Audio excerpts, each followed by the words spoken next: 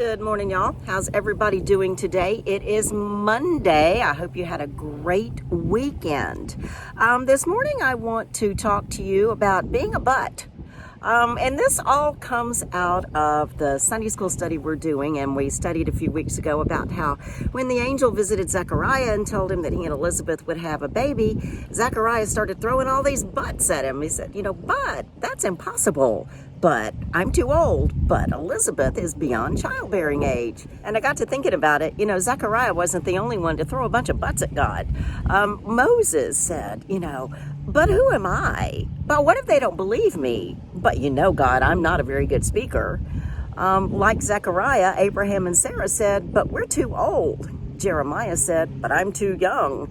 Jesse said, but David? He's the baby of the family. And I got to wondering, how many times when God asks something of us, do we just throw a bunch of butts at him? Instead of being like Mary, who, when God's messenger came to her, said, be it unto me according to thy word.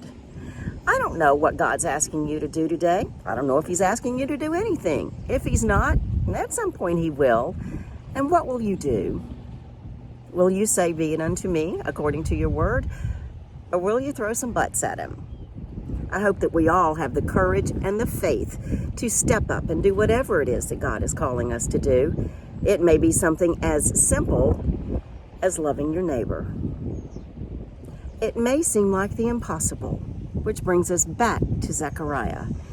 Even though Zechariah threw butts at God, God did the impossible and gave what seemed to be the impossible to Zechariah and Elizabeth. And that's how God works.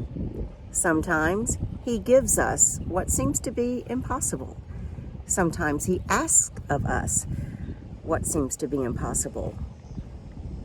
But rest assured, all things are possible when God's hand is in the mix.